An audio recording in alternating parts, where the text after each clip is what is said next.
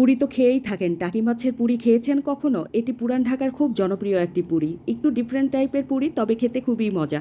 আজ আমি এই মজার টাকি পুরির রেসিপি শেয়ার করছি আপনাদের সাথে। আশা করি ভালো লাগবে। আর ভালো লাগলে পেজটিতে লাইক ফলো দিয়ে পেজটির পাশেই থাকবেন। তাহলে চলুন রেসিপিতে যাওয়া যাক। পুরি বানাতে প্রথমেই লাগবে টাকি মাছের ভর্তা। আমি যেহেতু গত ভিডিওতে টাকি মাছের ভর্তাটা দেখিয়ে দিয়েছি, তাই এখন আর দেখালাম না। তবে একটি কথা বলে দিচ্ছি, টাকি মাছের ভর্তার সাথে আপনারা যদি আলু পছন্দ করেন, সেক্ষেত্রে 2-1টা সেদ্ধ আলু দিয়ে ভর্তাটা করে নিতে পারেন। এতে ভর্তাটা সুন্দর আঠালো হবে পুরি বানাতে এবং খেতেও ভালো লাগবে। আমি শুধু মাছ দিয়েই ভর্তা করে নিয়েছি। যাই হোক, এবার আমি একটি ময়দার ডো তৈরি করে নিব। তার জন্য আমি এখানে একটি পাত্রে নিয়ে নিচ্ছি 1.5 কাপ পরিমাণ ময়দা, সাথে দিয়ে নিচ্ছি 1/2 চামচ লবণ। এখন ময়দার সাথে লবণটা খুব ভালোভাবে মিশিয়ে নিয়ে দিয়ে দিচ্ছি 3 টেবিল চামচ রান্নার রেগুলার তেল। এবার ময়দার সাথে তেলটা খুব ভালোভাবে মিশিয়ে নেব। তারপর দিয়ে দিচ্ছি রুমের স্বাভাবিক তাপমাত্রার পানি। পানিটা অল্প অল্প করে দিতে হবে আর মাখাতে হবে, একবারে বেশি পানি দেবেন না, এতে ডো নরম হয়ে যেতে পারে। ডোটা বেশি নরম হয়ে গেলে পুরিটাও আপনার নরম হয়ে যাবে। আর ডোটা হবে রুটির আটার ডো যেমনটা আমরা তৈরি করি তার থেকে একটু টাইট করে করতে হবে, এতে করে পুরিগুলো সুন্দর খাস্তা হবে। যাই হোক, কথা বলতে বলতে আমার ময়দা মাখানো শেষ। এই যে দেখুন কতটা পারফেক্ট একটা ডো হয়েছে। এবার সামান্য তেল উপরে দিয়ে মেখে 10 মিনিটের জন্য রেস্টে রেখে দিব। আমার সময় ছিল না, তাই আমি সাথে সাথেই বানিয়ে নিয়েছি। তবে রেস্টে রেখে কাজটি করলে কাজটি ভালোভাবে করা যাবে।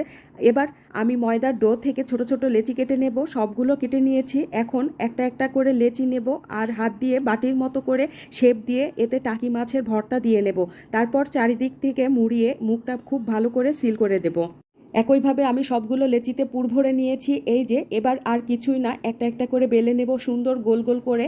এভাবে বেলনি দিয়েও বেলে নিতে পারেন, আবার হাত দিয়েও বেলে নিতে পারেন। যেভাবে সুবিধা হয় সেভাবে আপনারা বেলে নেবেন। তবে বেলার সময় খেয়াল রাখবেন কোনোটা যেন ফেটে না যায়। ফেটে গেলে তা ভাজার সময় আর ফুলবে না।